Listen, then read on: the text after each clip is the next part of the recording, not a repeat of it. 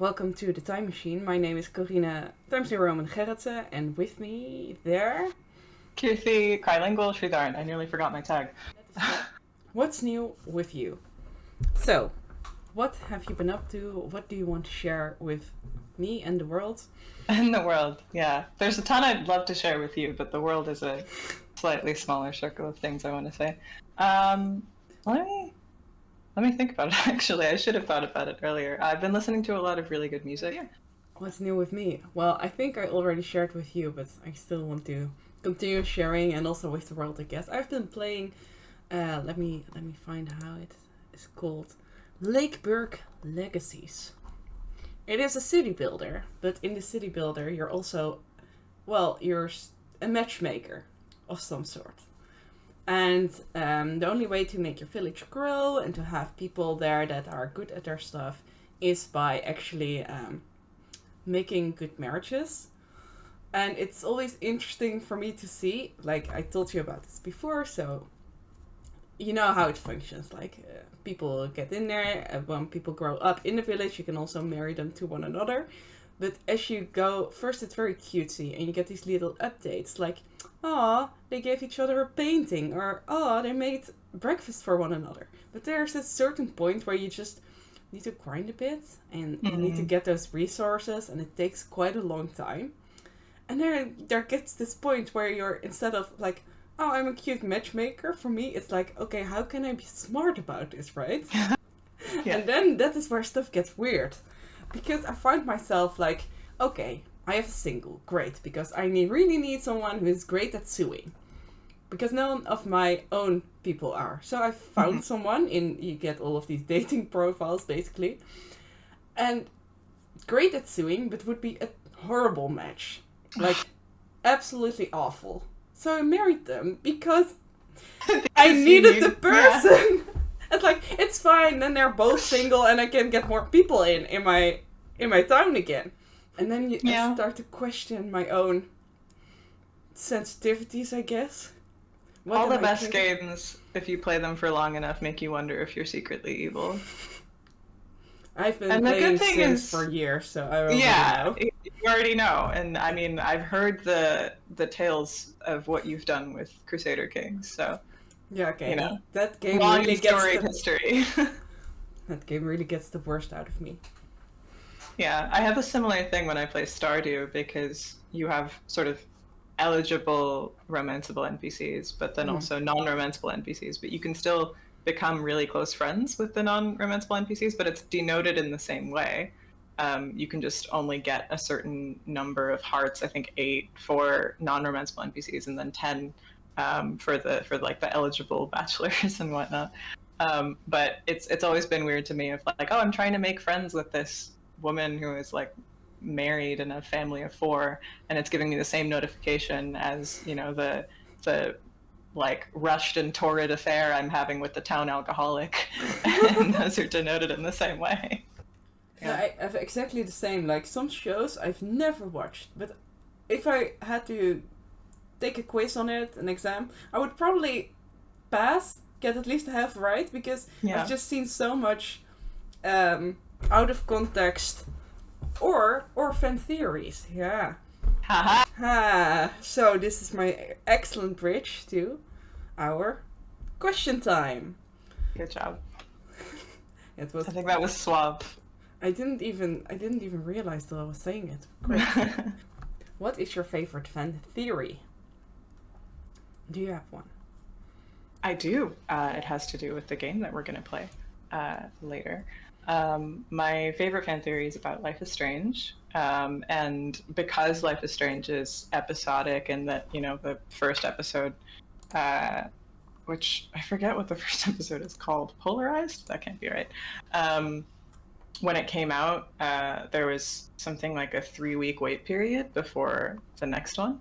And so in that time, people were already starting to formulate theories. And I was following a streamer's playthrough at the time of its release. So I was able to really be plugged into all of the like fan discourse and all of these, paratextual interactions where people were like, don't be stupid. It's so clear from this screenshot at minute 40 that, this is obviously the only way forward for this game, that every single episode has so many different twists and turns that it leads you in a completely different direction.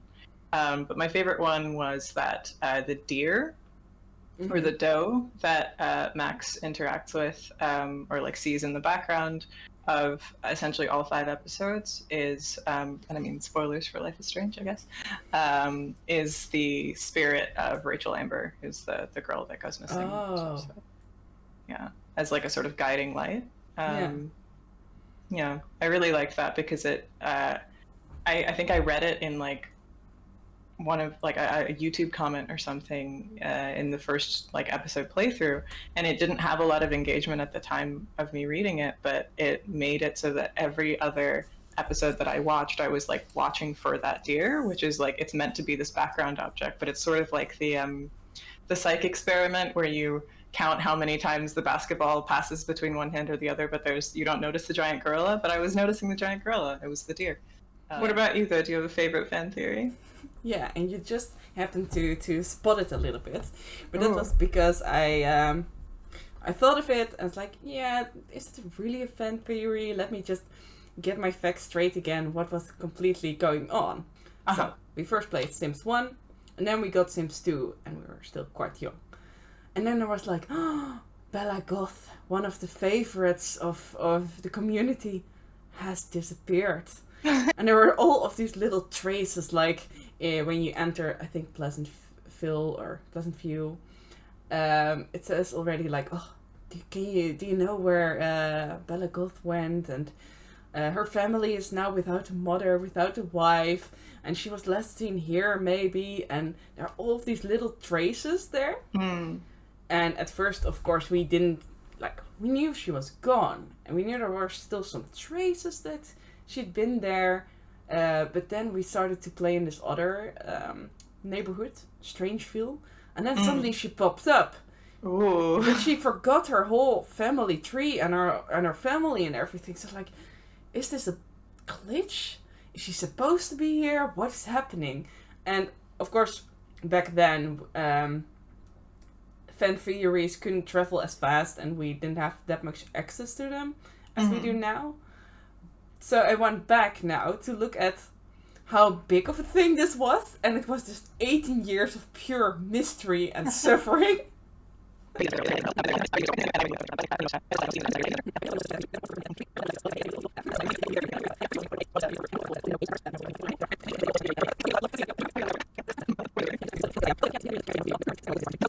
So they sent Bella Goth back in time, and that's where you see not only a very small Bella, because it's earlier, but also you find a gravestone of her, and she died of old age.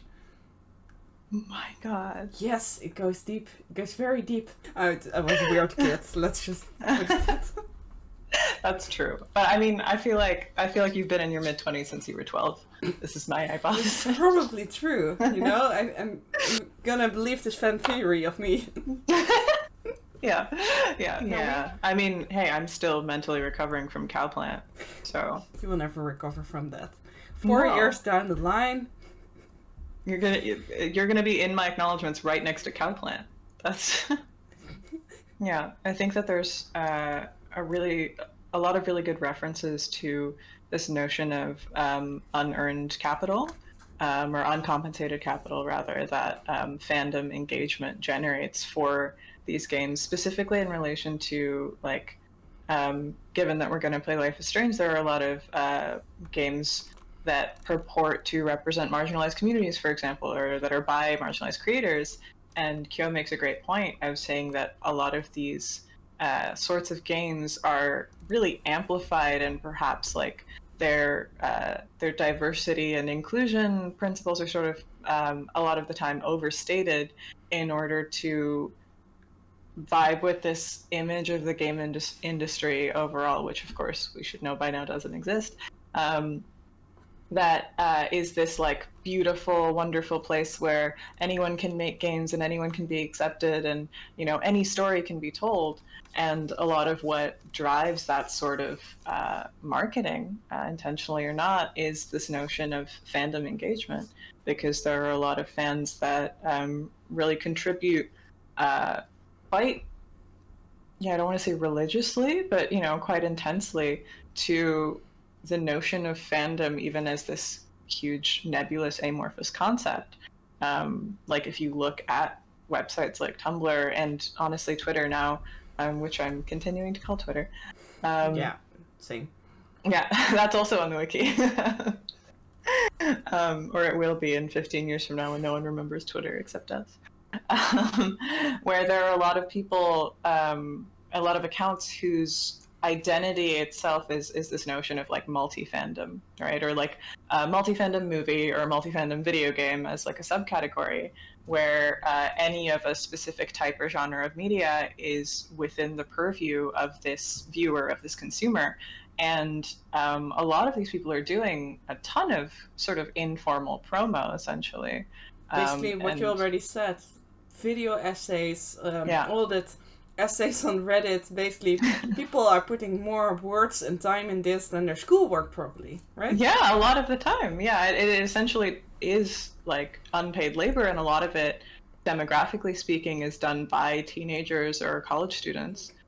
What the chapter also talks about, but what we've been, well, not missing, but what we haven't really emphasized, because now we really have these fan theories and we have these the essays, the promotion, but just how much work also goes in actually making things that you can find in marketplaces. For example, like Sims made an entire marketplace which they just integrated with the game, but mods as well. Skyrim has, I don't know how many mods, or thousands, it's insane, and all of these people created that, right?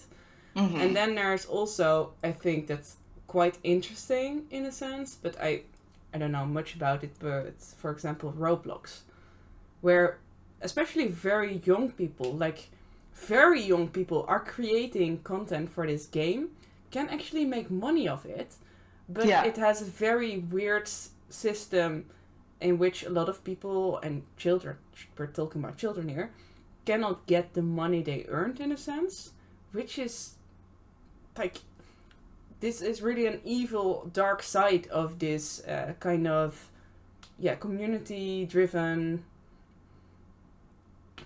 creation. Yeah, absolutely. I think this is all the very sad side, I guess, of this free labor basically that people provide, but to steer it into a bit more positive realm as well, because I think that's also very nice. This week actually I saw an announcement by the makers of The Witcher 3 that they are now going to release a tool or a maker in which players can create mods easier.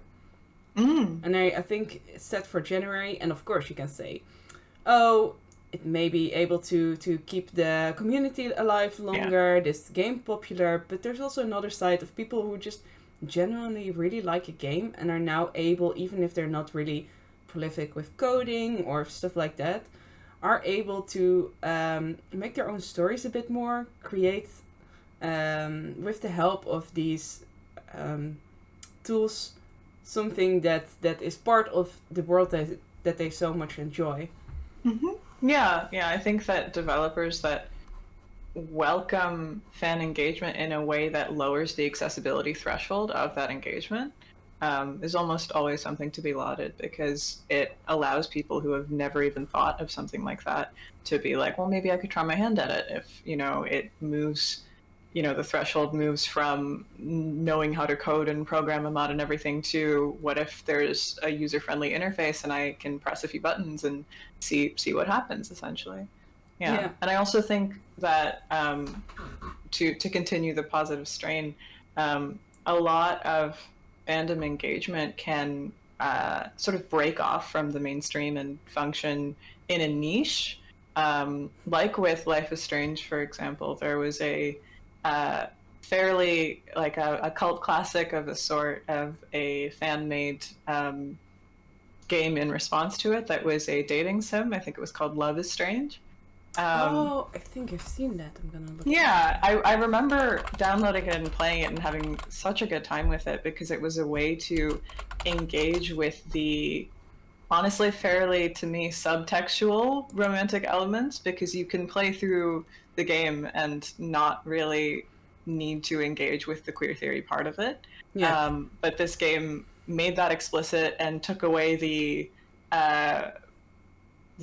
murder mystery element of it and the scarier elements. And also, I think the like powers thing was downplayed quite a bit as well. So it was a way for people to engage with the characters and content of the game that was more enjoyable and like maybe reject some of what was less enjoyable, but also once again lowered the accessibility threshold because people who didn't feel comfortable enough in their gaming skills to play the real game could play this dating sim and still experience it. And I think So, you know, it's almost time to play the game. But I was really hoping something happened, but it didn't happen. That might be because it happens more when you and Angus are talking. Yeah, like, I built something new for the stream. Because I see it on your screen and I've been trying to work my way to one the whole time, but I do think we really need the Angus in this scenario to generate this sort of content. Make one, or make a forced one for me, because I want to show you. I'm gonna force you to do it. Oh no. I can't, my brain is empty. My brain is so empty. I'm gonna... You're gonna Google? Yeah, I'm gonna Google right. because right. I'm gonna know the best one of all time. I'm sorry, people, I'm not very creative. I came up with a really bad one in Dutch a while ago. You can I can tell you that one off stream. Do that. I want to hear your Dutch. Well, it's a bilingual one, I think, technically. All I know is no one left. But what do you call it when a Dutch sailor does groceries? What do you call Boodschappen. Ah, very nice. Yeah. Now I can do it. Yay! That's beautiful. You're also square, so I'm gonna change you up a bit. Alright. I don't remember where the important parts are here. Academic collaboration is letting your colleague fuck with aspect ratio for 10 minutes. Yeah, yes, so. I did not have to make that sound like that, but I guess I just did. Okay. We gotta get a counter for that, too. No, I don't want a counter. Korean noises. Oh god. There's gonna be a compilation when I ever get my dissertation. It's just gonna be a compilation of 10 minutes of me making weird noises. Sometimes I really wonder how people can just, deal with me. And that is the moment. Too easy? Too obvious? It's gonna be a great picture, we already know. Max has taken what you kids call a selfie. This is the moment. I could never get through this. I always had to physically look away because I couldn't imagine trying to take a selfie Polaroid in the middle of a class. Also from that angle. Just all the way. Selfie expression. Okay, another post. Wish I could say it wasn't typical, but... Last time I got a flu shot, I got the flu. Fuck you. Okay. Get your flu shots, kids. Just relax. Stop torturing yourself. You have a gift. Fuck it. Littering as well. When a door closes, a window opens. Come on, put that down. Tell me what's Firebell, thingy. Look. I hate these mechanics. Where's the bar? Give me the hammer Finish to there. break it. There's the hammer. Yeah, you gotta move it. Holy shit, I can't let this happen. You gotta take the hammer, Is she though. dead already? Oh crap. Yeah, she's dead already. Oh my god. Sorry. That's okay. You gotta go back and pick up the hammer. Tell me Yeah. what to do. I'm so sick of people trying to control me. You are going to get in hella more trouble for this than drugs. Nobody would ever even miss your punk ass, would they? No way. No, it's okay. Don't ever touch me again, freak! You did it. I'm proud of you. Thank you. Have a It's shitty very day. stressful. Hey, you're a good substitute, Muse. Terrifying words. Oh my god. Oh, that's a good posture. This feels like the art school equivalent of like the guy that plays guitar. Oh, sweet lord. I Good. mean, like, she's so shy, but then she's Yeah. like... Draw me. Best portrait ever. He did great. Yeah, he did great. Why will it have consequences? Okay, How many red flags can be walking around on one campus? this whole campus is one. Ooh, Oh, this hello. infinity scarf moment with Hello. the short-sleeved shirt. Hey, Evan. Huh? Mind if I check out your cool portfolio? Let's see if you're worthy of it, Max. Oh my god. Simple question. Who photographed the famous... Great. Yeah. Left mouse button. Well, it says left mouse button, but if you press hard enough, it will let you go just forward. I can read. Yeah, but basically, I think that was all for today. Mm-hmm. We're gonna be back in 2 weeks. Yes. And what question are we going to ask ourselves and the chat and Angus then? Because Angus will be back then. We will be asking. I'm talking really slowly, so I stop. What is the time you cheated in a game that you are now ready to talk about? Ooh, Angus won't be there, right? Because this is the Sims one. Yes, this is the Sims one. Okay, please tune in in 2 weeks, next time, Mhm. to see me in my element. In paradise. In paradise. Maybe we'll bring someone else in. We'll see if we can make it a party. But Ooh, you know what we should do? mhm. Before I will actually play the game, I will create Angus in Sims. So that we can actually, have Perfect. himself in our... Yes, that's wonderful. And we'll see if Sim Angus naturally gravitates towards the cow plant or not.